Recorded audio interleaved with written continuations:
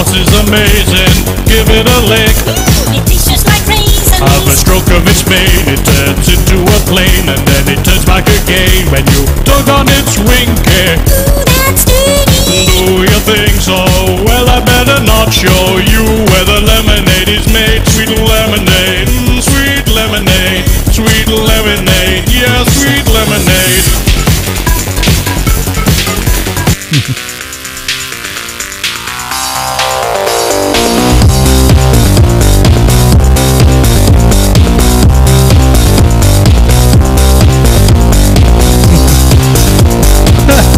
Welcome to the Nexicon episode 5. I'm Michael. What the hell was that, Gaines? I'm Casey Coughlin. This is where the lemonade's made. You're just banging out those titles, aren't you? This is where the lemonade's made. How you doing? I am good. How are you, Michael? I am good. I had a good debugging day. You know, it's really sad when you say that you had a good day because you can debug things properly. Yay! You're so grown up. I hate memory management. All right, so why don't you explain what the hell we just listened to and watched? What was that? I don't think it needs explaining. I think it pretty much speaks for itself. Okay. So that was Amazing Horse. If you don't know what that is, then you are clearly missing out. Just YouTube. I've Amazing never seen that Horse, before. Shut up, get on my horse. I mean, any of this work. I've never seen it before, so I guess I suck. Well, but it's okay because you know me, and now you've seen it, so you're welcome. It's some silly animation of it's called Amazing Horse. Shut up, woman, get on my horse. It's the longest title ever. Longest it's title just a ever. Dumb Flash animation, but it's completely random and fabulous. Have you ever tried doing actual Flash animation? Yeah, I used to. Did you? How hard was it? How hard was it to do?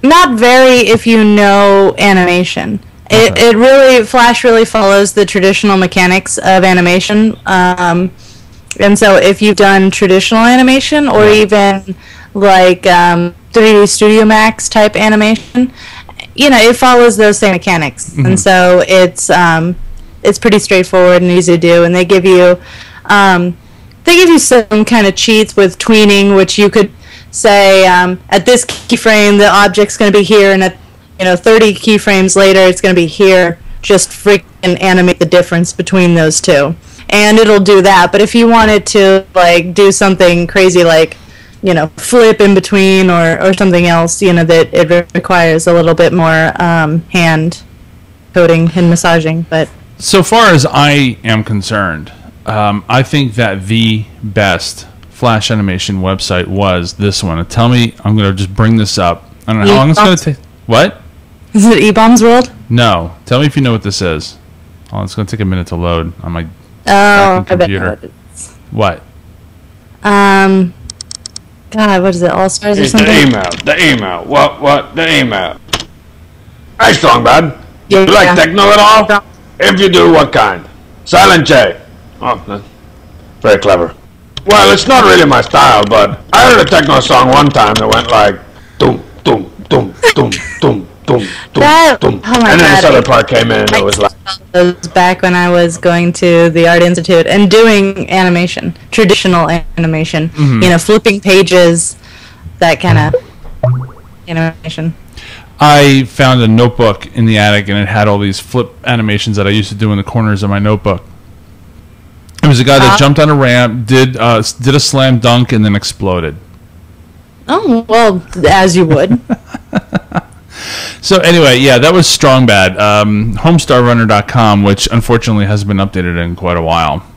No, I think, they probably moved on to bigger and better things. Hopefully non-Flash things.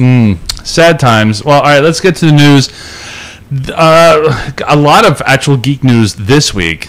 I don't even know where to start with this, but we'll just go down the list.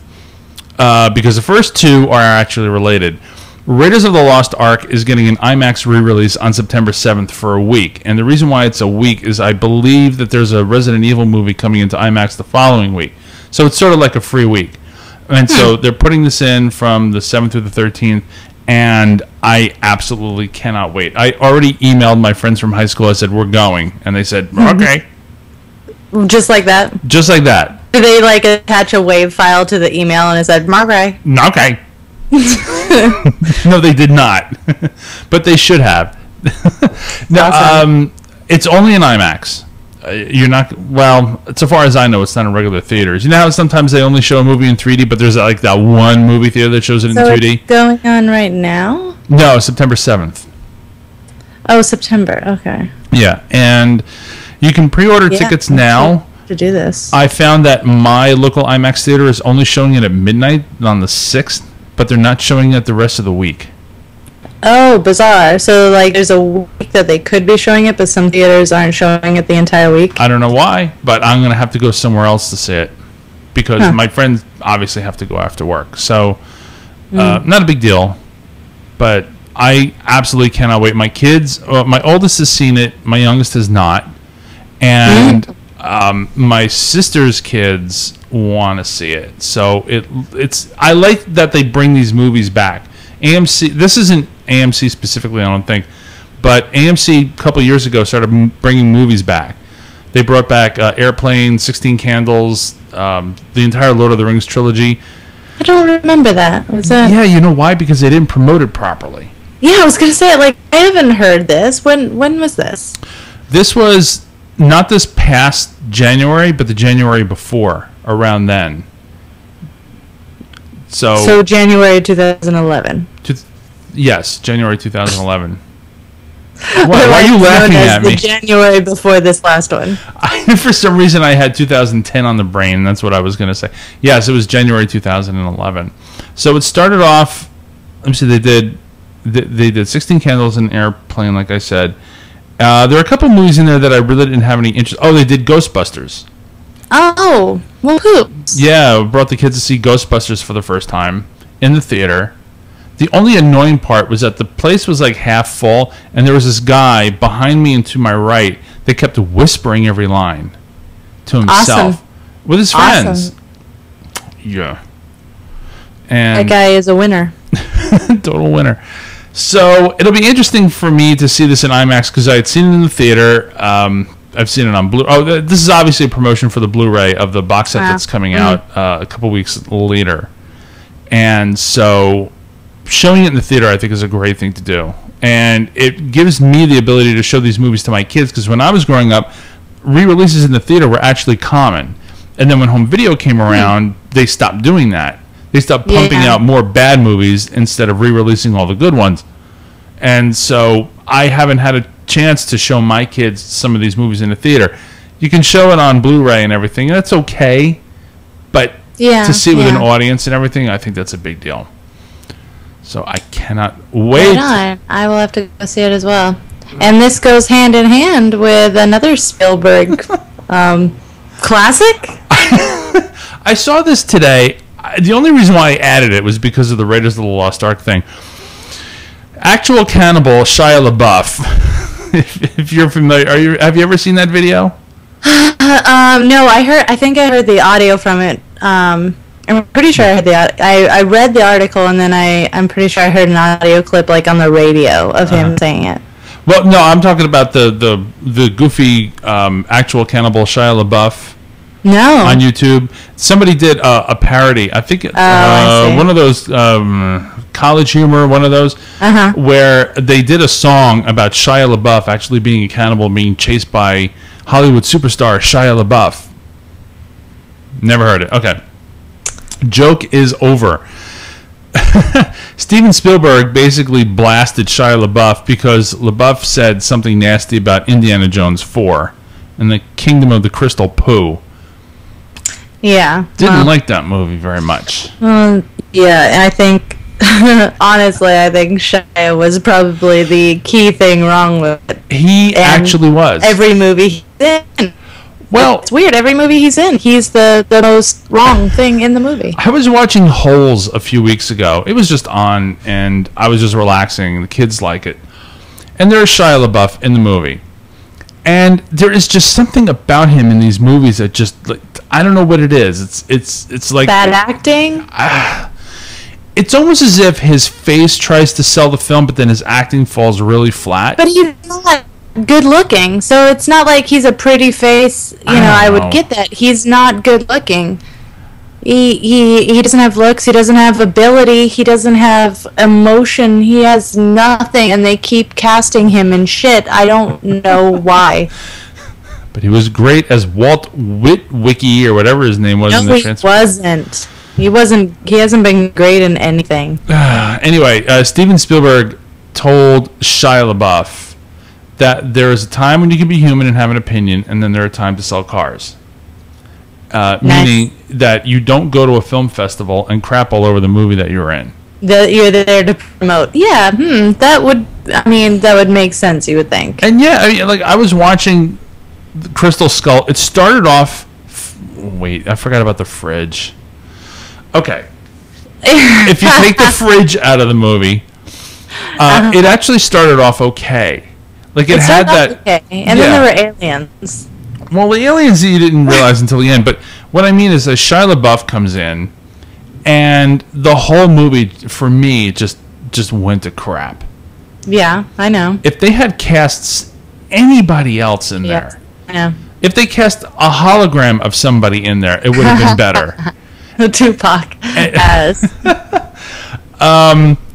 If they had cast somebody else, it would have been fine. It wasn't so much the dialogue; it was the way that LaBeouf just projected the dialogue. I remember specifically the scene in the cafe where he's trying to be tough. It doesn't work. You can't be tough. No, you can't be tough and 4 feet tall. I'm sorry. It doesn't work that way. Not tough LaBeouf. Yeah, LaBouf. Yeah, and all that. So. On that, but I thought that it was interesting because LaBeouf is basically saying, I'm not doing these big Hollywood movies anymore, I'm going to do indie stuff. Oh, getting back to your roots. Yeah, good luck with that.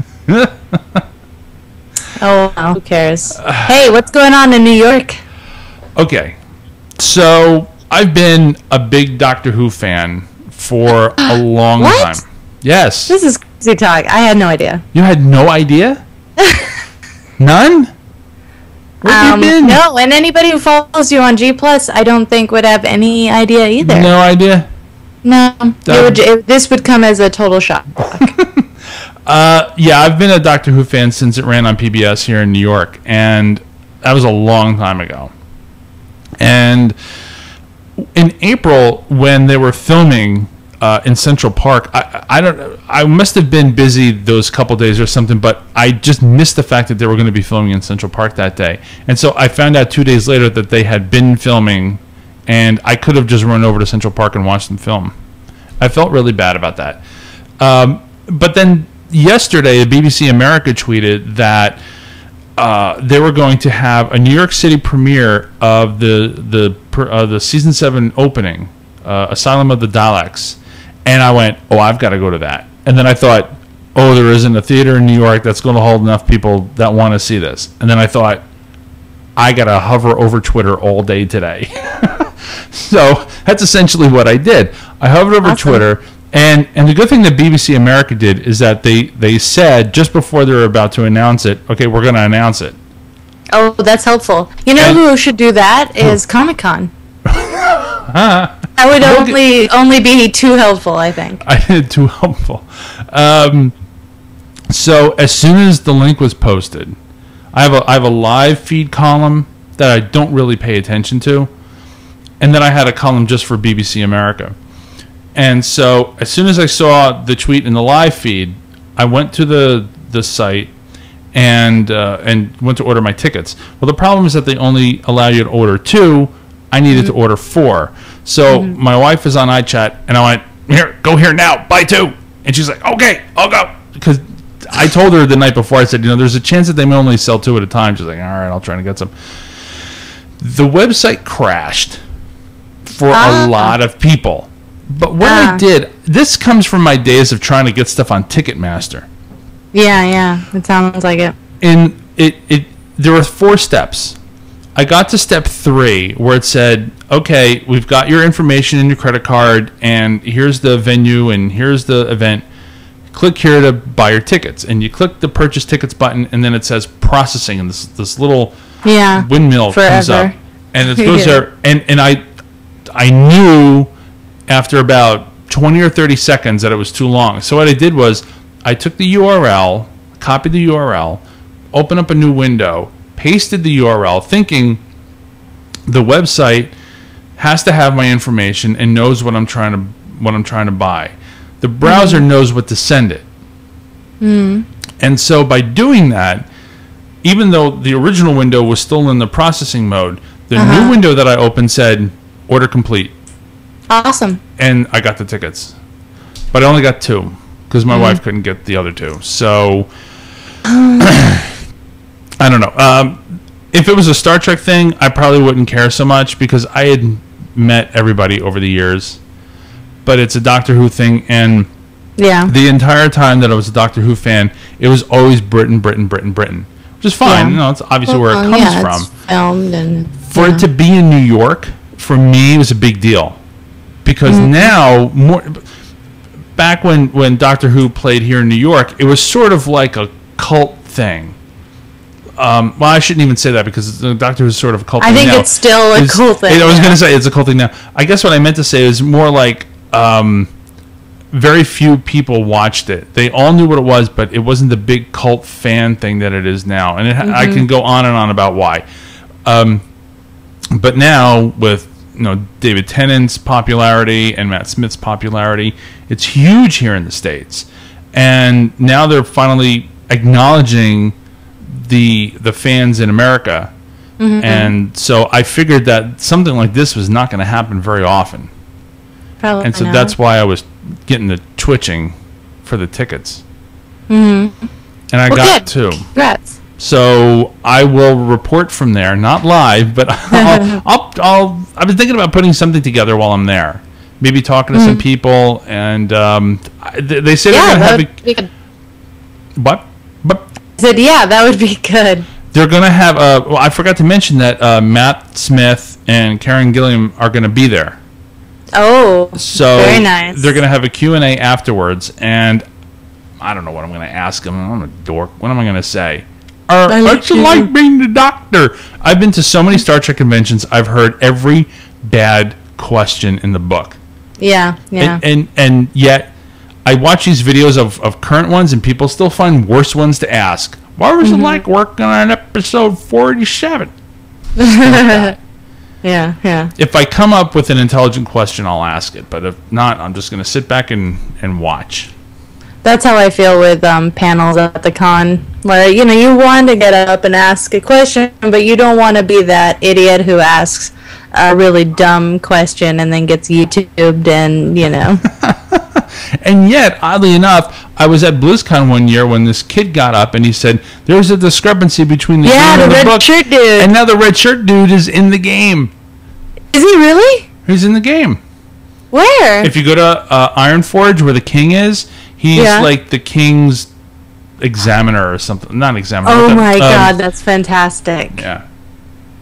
That's fantastic. I had no idea. Oh, that's fun. Oh, that's awesome. When a company can take something like that and just really embrace it and be like, you know what, that's amazing. Yeah. That's awesome. You know what's not awesome? The Robocop remake. All right, so I've been a big Robocop fan for a long time, and the movie, it's a little dated. It was making statements in the late 80s that may go over some people's heads today.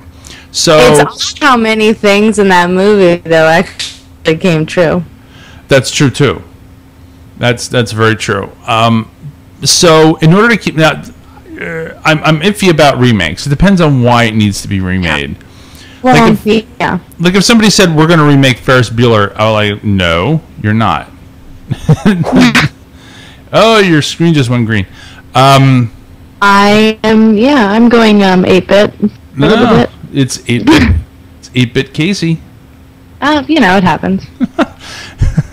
Anyway, there was a leak of the Robocop script for the movie that's currently being made. And hit Drew McWeeny from HitFix read it, and oh god, he ripped it apart. And I was looking at this. I'm thinking, well, what kind of spoilers are there going to be for me? I've seen the original movie 100,000 times. Mm-hmm. So this first one just made me roll my eyes.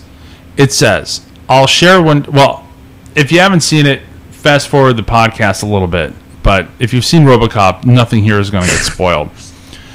He says, "I'll share this one detail. In the film, when Murphy is turned into Robocop 1.0, it's described as a high-tech version of the 80s suit.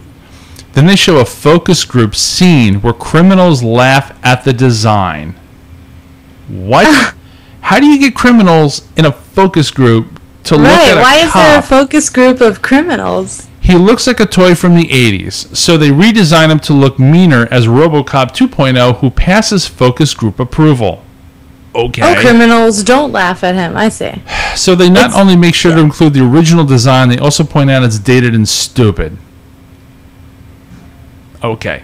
So they bring him out in the original 1988 or 87 version, and they say that he looks like a toy from the 80s. Which is accurate. Which is disrespectful to the original designers, because Ed 209 still looks badass, and so does Robocop, I must say. The next thing is he should be programmed to incapacitate in all scenarios, meaning they're trying to keep the movie to PG-13.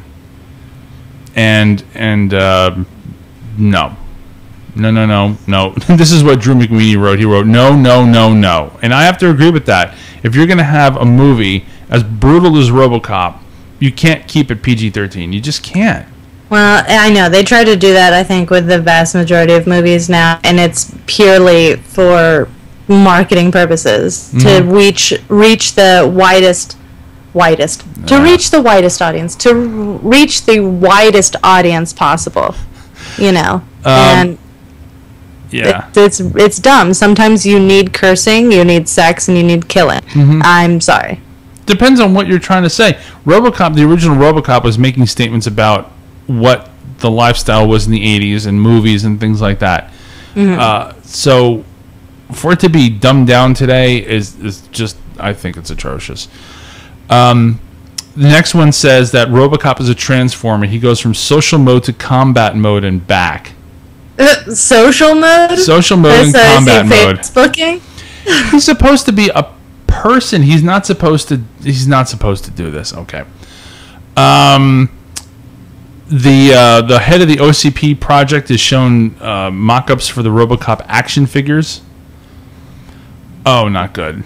They're turning this whole thing into a joke. It's a joke. Yeah, I was just gonna say this. It doesn't sound like a remake or even a remix. It's more just like a parody. And like, wasn't the original Robocop stupid? Look how much better we've made it. You're welcome, America. Kind of attitude. There's a line in the film that says, "I think it's safe to say that Alex Murphy is now part man, part machine, all cop." That was the tagline from the original film. Throwing it into the movie like that just looks ridiculous. So the whole. I mean, I think that's the tagline for this new movie. Hey, it's RoboCop and it's ridiculous.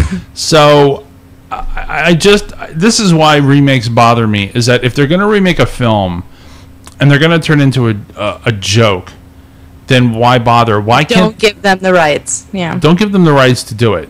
I didn't see Total Recall, but I heard that it was really good. Now, the reason why I didn't go see Total Recall is because I heard the opposite. Yeah, see, I heard it was. Excuse me. I heard from friends that it was fine. I didn't go. I think I said this on the show, is because I thought the marketing centered around too much of one scene. What did you hear? Yeah, we didn't go because the reviews were horrible. Okay. And with tickets being as much as they are today, the whole outing experience costing as much as it is, we rely heavily on like Rotten Tomatoes, and if something gets below 50%, then why bother going out? Yeah, I have to agree with that. So there still is, I forgot the name of the website, but there's a website out there for OCP, and they show a video of Ed 209, the new Ed 209, and I think it looks pretty badass. I mean, the original Phil Tippett one was great. This one looks really good too. So, Yeah, no, I mean, all the previews looked really good, and I thought it was going to be, I mean, maybe it is. Sometimes the reviews are wrong. Sometimes critics are wrong. But, you know, I'll see it when it comes out for rent or on maybe on iTunes. Hopefully it's early enough where somebody will take the script, rip it up, and just do a better job.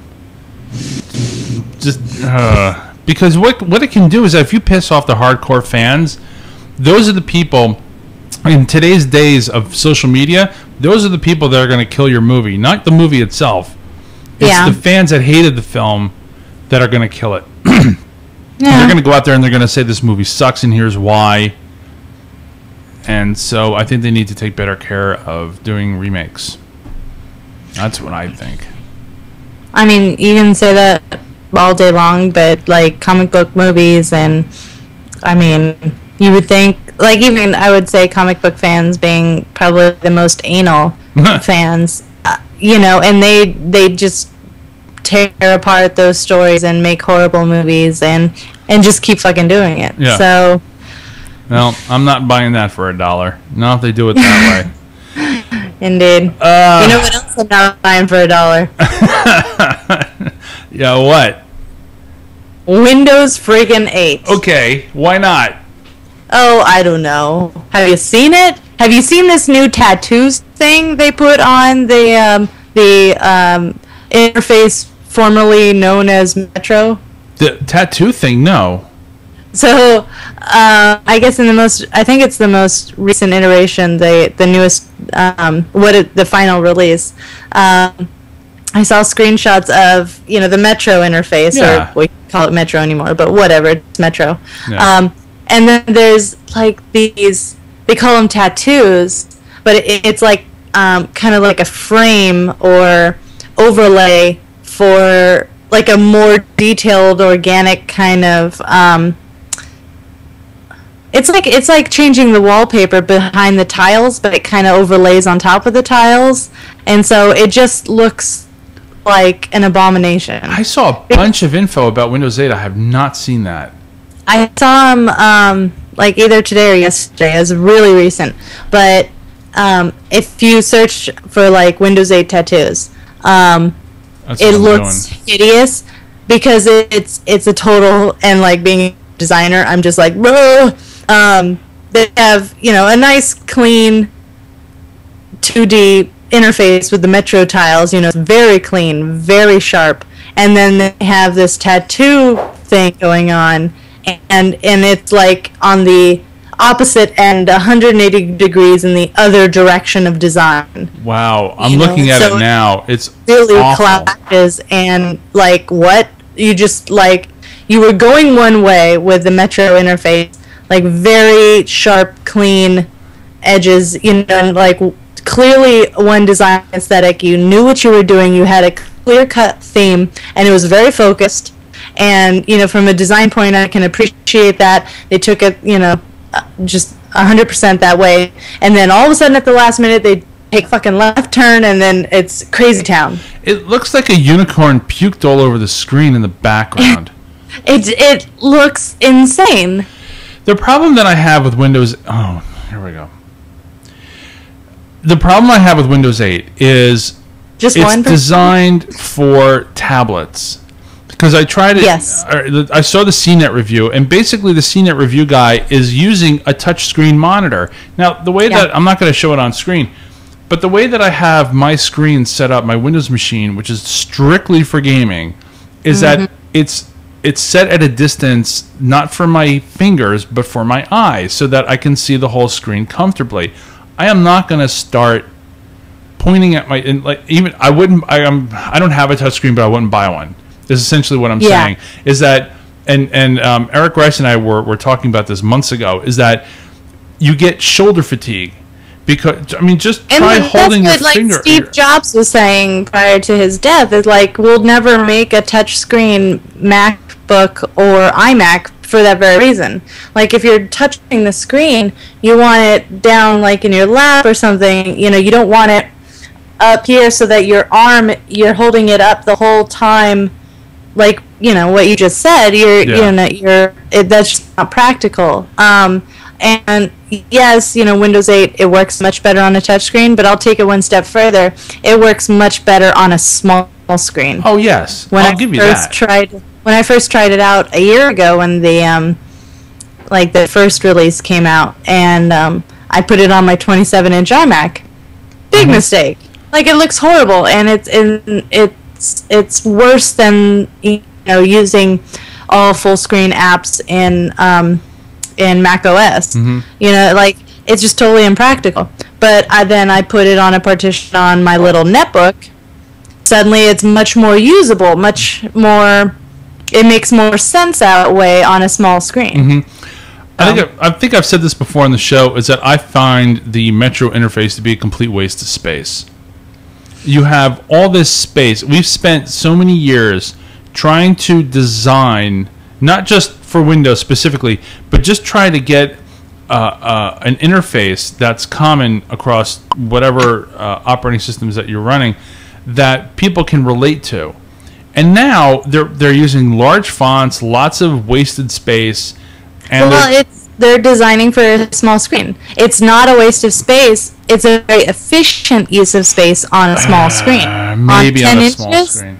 On 10 inches or smaller, it's an efficient use of space, just like any other mobile platform. Websites and web design is going this way as well, with really big fonts, just horribly simplified, kind of for because of responsive design, so for tablets and mobile phones, but for like a desktop, it looks like a waste of space, because then those tiles are blown up and the margins are blown up, and it's really, really silly. And the other thing that I don't like about Windows 8 is that they have this interface like they have on the Xbox 360, where they show a piece of something on the right-hand side of the screen to show you that there's more there. And my OCD just wants to clean it up. It's like, get off the screen. Get off the right side of my screen. It drives me bonkers, because I just always feel like there's something wrong with my screen. And every time I try to center it, it can't go away, because then the next thing on the right just shows its little head. It just drives me nuts. Kind of reminds me of is the notification center in Mountain Lion, though. Well, yeah, but the notification center... It's not there all the time. You have to kind of swipe to show it, but it takes up about the same amount of space, and it's in the same position. It does, but it doesn't show a piece of itself there. It shoves the entire desktop over to the left and says, "Okay, I'm here for 2 inches until you put me away." And then when you put it away, it's away. Yeah, and that's what I like about it, is that it's much cleaner than Windows 8, where it shows like a tiny little piece of something on the right hand side going, I'm here, click me, love me. Clippy. I see you're trying to find you're trying to figure out how to use a new OS interface. Would you like some help? No. Indeed. All right, let's move on to the quest log. Quest done. What was the big World of Warcraft news today? The cinematic came out! Yay, Panda! You watched it? Do you like it? Yes. I have no interest in playing a panda, and I've said this before, but I love pandas, and I'm glad they're going to be in the game and they're a thing, and I like watching them. I just don't personally want to play a bouncing ball, but the cinematic was fantastic. I loved it. There was a lot of criticism about it, saying, "Oh, it's too funny." Okay. Blizzard said this whole they've for 30 iterations now done really dark, brooding kind of horror-driven, depressing expansions where the world gets worse and worse and more turned upside down. And they said themselves, Miss is a break from that. Yes. Is kind of like just a little break from all the horrible, crazy crap going on in the world, where you have this pretty, shiny, colorful, light in the corner where everybody's happy and silly and bouncy and, and then the next expansion will be dark and scary and After Burning Crusade, which was Illidan, Wrath of the Lich King, which was Arthas, Cataclysm, which was Deathwing, now we have this Mist of Pandaria, and I think what they did with I know what they did. Well, not completely, but with Cataclysm, they closed the door on a lot of lore that happened back with Warcraft 2 and 3. And so they said, all right, we're going to start new. The fight with Garrosh is still going on. In fact, I'm not going to spoil the cinematic, but there's an orc and a human fighting on Pandaria. Spoilers? Jesus Christ. But then something happens which changes the tone of the entire thing. And I laughed my ass off because I got it. I completely understood what Blizzard was trying to do, is with just a couple of frames, Blizzard is saying, don't take this so seriously. Don't take this expansion so seriously. Have some damn fun. And so that's exactly what they did, and I thought it was great. And I watched it a bunch of times. I still think the Arthas one is my favorite, but this one was very, very good. And really, I mean, all those people are like, oh, pandas, that could never happen. You know, like, that's such a implausible race, and that's so, you know, like the whole, like, WoW has ever been really serious as a world. Like, Taurens are a total plausible race, and Worgans, and, you know, I mean, like, up until the pandas, everything has been totally realistic and based in, you know, truth and whatnot. Yeah, Worgen. I'm doing a little digging right now. I was under the impression that Pandarans were actually in Warcraft 2 or 3, or they were at least mentioned. Or here we go. I'm pretty sure in 3 they were.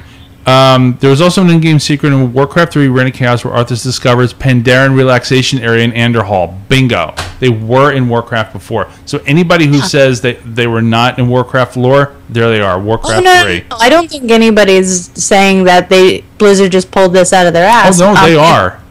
Pandarans have always been in their lore.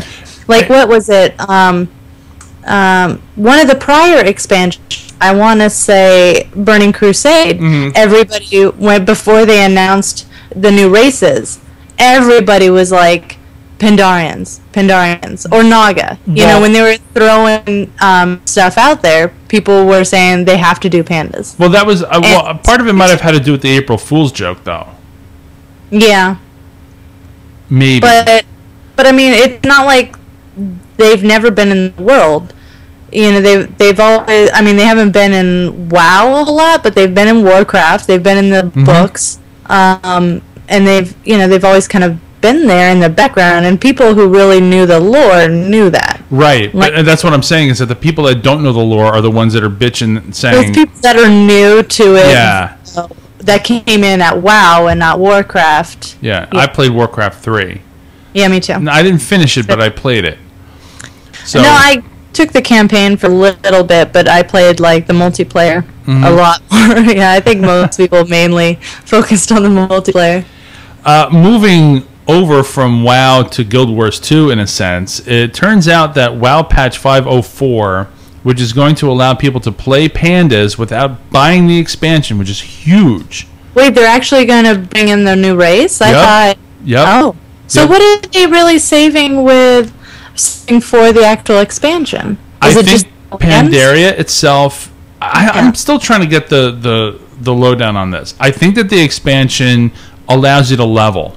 It gives you the dungeons and the raids.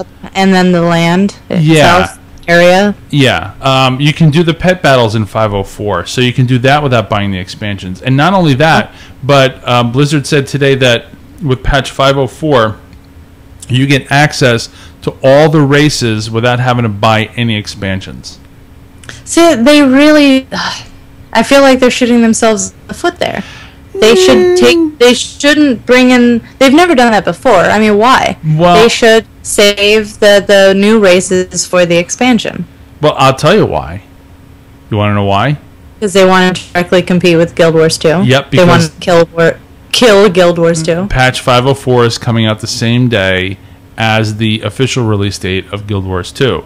Now, there were some people saying that Blizzard set their release date for exactly 30 days after the Guild Wars 2 release, because generally, and this is silly because Guild Wars doesn't have a subscription, but that would be when like your normal month subscription would be up, and people would be thinking about renewing or leaving. right. And that would make sense, but Guild Wars doesn't have a subscription, so... Right, they don't. It's free to play, but I think what this does by giving this answers your question. Why is Blizzard doing this with 504? It's giving people the ability to get the new stuff in Mr. Pandaria without having to buy Mr. Pandaria.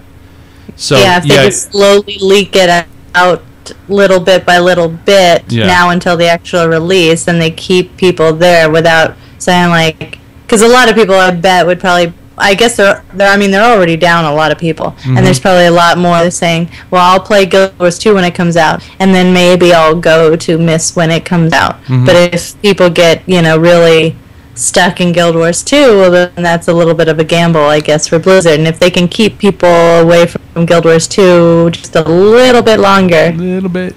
Just a little bit. I'm still going to play Guild Wars 2. Oh, hell yeah. Yeah. We just have to figure out what server we're going to play on, and then it's balls to the wall. Yes. All night long. I just hope that it doesn't turn into Ion at some point. Me too. Because... But, I mean...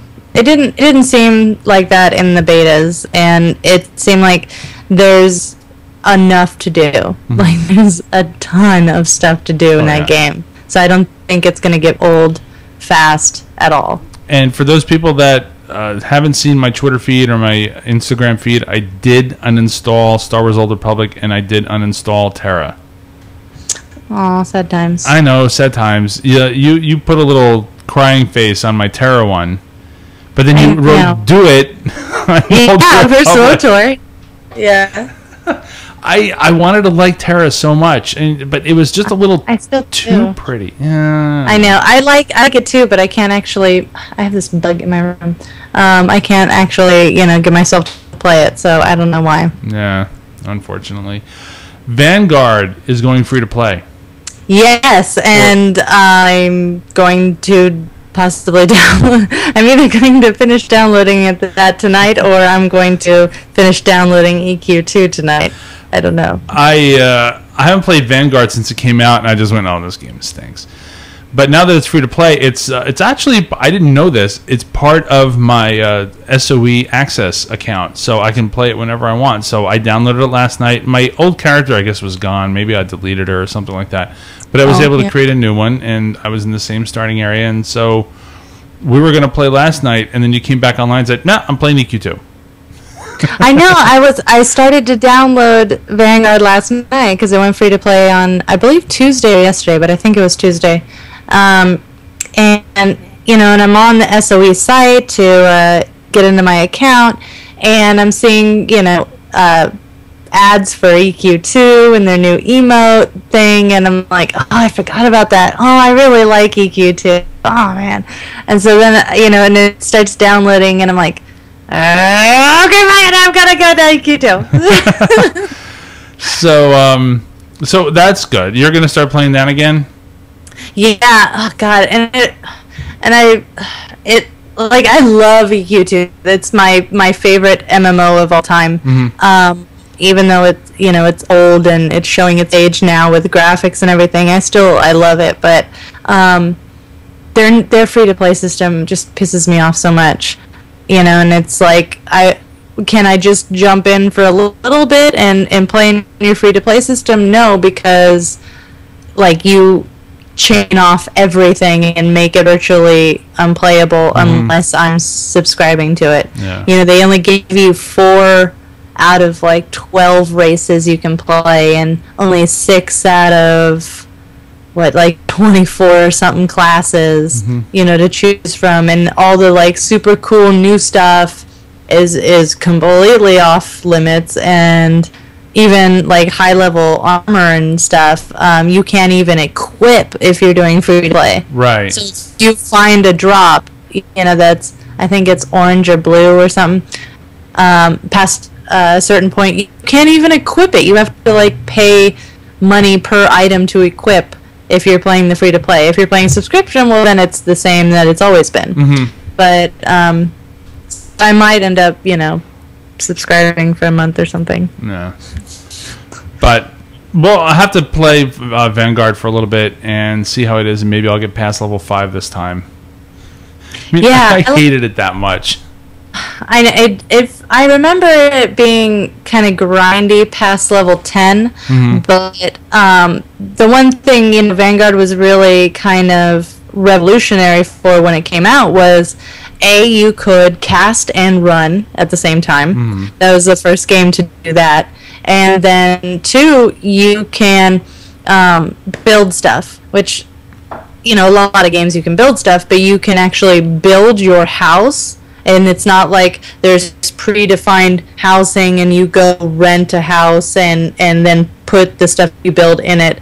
You build your house and you can build it anywhere. There's no predefined, okay, you can only build houses in this, square footage area. You can, any plot of land in the game, you can stake out and build your house anywhere. I gotta try that out. It'll be like Second Life. I can build my little house. Yeah, kind of. I mean, it's not as freeform, but I mean, Right. they kind of tried, I think, to go that route. Yeah. I put this in the show notes today because with everything going on with Star Wars: Old Republic and EA, I thought that this was quite interesting. EA is looking to sell. But And here's nobody's the thing. looking to buy. And nobody's looking to buy, but here's the thing: is that they're looking to sell to a private equity firm. Sure, why not? That makes sense. It seems to me like what they're trying to do is they're trying to make themselves private again. That actually makes a lot of sense. Yeah. You know who else is trying to do that now? Who? Best Buy. Oh, that's right. I did read that recently. Is that they're trying to make themselves that private. the CEO or somebody is trying to buy back all the stock from the board of directors and take them private again. And I think Chrysler had to do that too, to become profitable again. Some of the car companies that were really taking a dive. I want to say Chrysler was one of them, and obviously they're still around. Pontiac, Saturn, they're not. So. Oh yeah, Saturn. I miss Saturn. It's my first real car. I miss Pontiac more oddly enough. Well, She had one and it was awesome. But Chevrolet is still around, so I'm happy about that. Yeah. When I was growing up, EA was a big force in gaming. They were. Huge. They made really good games for consoles years ago. For me, it was like the Atari 800 and the Commodore 64 and all that. I mean, they were making like great. I mean, they made a Pinball Construction Set, which was one of my favorite games of all time. They did Starflight 1, which was like the first. Mass Effect is loosely based on Starflight 1. Not a lot of people know that. I had heard it was kind of based on an earlier game, but Yep. I didn't know which one. Yep, very loosely based. But yeah, it's there. If you go to the Where did you hear Wikipedia first? page. Mass Effect, very loose. Commander Shepard, the loosest commander. Next to Kirk, wait, who's more loose, Commander Shepard or Captain Kirk? Oh, Captain Kirk, come on. You think so? Yeah. Because Shepard will just go after anybody. Yeah. Literally everybody, man or woman. That's right. So Kirk didn't do that. So I don't know. I'm thinking maybe Shepard's a little more loose. Yeah, maybe. But if EA goes private, see, this is where I start drawing a blank because I am not a financial advisor at all. but what it does is it keeps EA from feeling that they have to report everything to the public. They don't have to do anything anymore. No, right, exactly. They can do whatever the hell they want. And if that, keeps them...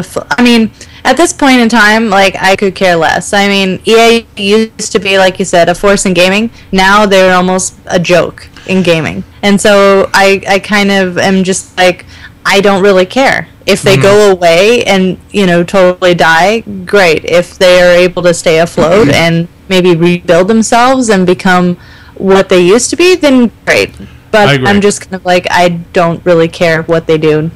Yeah. There's some things that EA has done that I don't like. Most importantly for me is what they did with the NFL franchise. Oh.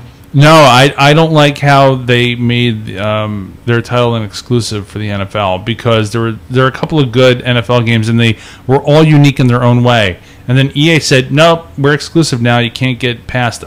You can't make a game anymore. We're the only people that can make an NFL game." Yeah, sure. And Why not? I really didn't like that, because it just kills the competition, and people don't like that. No. And then, of course, Especially the competition. and the competition. All right, let's hold on a second. I have something here. This is a surprise for you, Casey. This let's check the news real quick.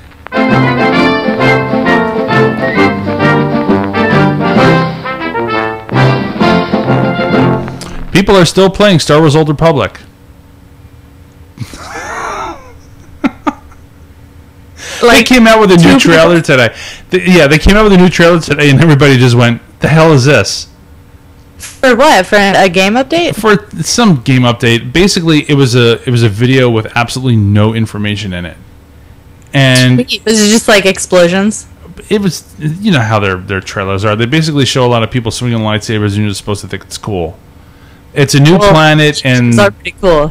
well, they are, but they bought. I mean, that could be like lightsabers, TIE fighters, and a Sith dude with like his hand out choking. That's like really all they need to show. And all the fans will love it. No, it was a new planet and some stuff, and I just looked at it and I just went, "Oh, what is this?" Like a planet with some stuff. God, Go buy it. go buy it. Exactly. Yeah, just go buy it. All right. Geek of the Week. Oh, God, I don't have music for that. All right, so who's our Geek of the Week this week? Well, she's a sassy redhead that makes a lot of web videos and is one of the main partners of Geek and Sundry. She's I think she's the main character in the guild, which we have been catching up on and watching quite a bit now, and quite the entrepreneur. Felicia Day is our Geek of the Week because, yes, she's a geek. Well, all right, we picked her specifically, as Casey said, because we have been catching up on the guild, and so I figured this would be a good time to talk a little bit about what she's doing with Geek and Sundry. She's creating this, would you call it a studio? Well, I mean, they have... More like a network. Yeah, well, it's definitely a network, and they have studios. They don't have like I don't think they have one Geek and Sundry studio, but each show has a studio. Mm-hmm. Or most shows have a studio. Like Tabletop has its own set, I think Tabletop has a studio because they have multiple sets. Mm-hmm. And then Sword and Laser has its own set or studio, and so it's pretty extensive. But yeah, it's all on YouTube. It lives on YouTube. I don't even think they have like their own standalone site because it's all redirected and living on YouTube. And they're one of the main when YouTube started financing these featured channels, they were one of the first, and probably to this day remain one of the more successful featured YouTube channels. So, yeah. Felicia was an actress in Hollywood years ago, got some good breaks like in Buffy the Vampire Slayer and such, and was getting a little frustrated with the fact that things weren't happening as fast as she would have liked, if I remember everything correctly. And so she took matters into her own hands, and she created the guild, and the rest is history. Indeed. And so she's been showing that. It's her and Kim Evie, her producer. The two of them together have been doing a lot of amazing stuff. And I interviewed her years ago for BlizzCon. There was a little faux pas with the microphone, so unfortunately you can't hear it very well. But I think it's up there on YouTube somewhere. Exists, I swear. I know. I have to read. I should do that. I should edit the video and put the subtitles in and say, well, we were supposed to shoot it outside, but we couldn't. And that's why I didn't bring the microphone inside. But yeah, live and learn. But that's our Geek of the Week. Felicia Day, go watch Geek and Sundry, The Guild, and all the other amazing stuff that she has done, her and her group. Mm-hmm. Correct? Indeed. We love it. We love it. All right, we're done. Yay! We're done for another awesome show. This is episode 5. We're 5 already. We only got another 95 to go. All right. You can find us on Twitter at the Nexicon. We are thenexicon.com. The Nexicon on Facebook, on Google+. Nexicon Studios is not only home of this podcast, but also Infinite Loop Show on YouTube. Mm-hmm. So, yeah, lots of good stuff going on YouTube there. And, we're on iTunes. Give us, comments, concerns, reviews. Give us a positive review. We like that, and we'll read it. Indeed. Any emails at thenexicon@gmail.com. We'll read on the air, and lots of good stuff. We love hearing from you. All right. Thanks for watching and listening. We'll talk to you later. Bye. Bye.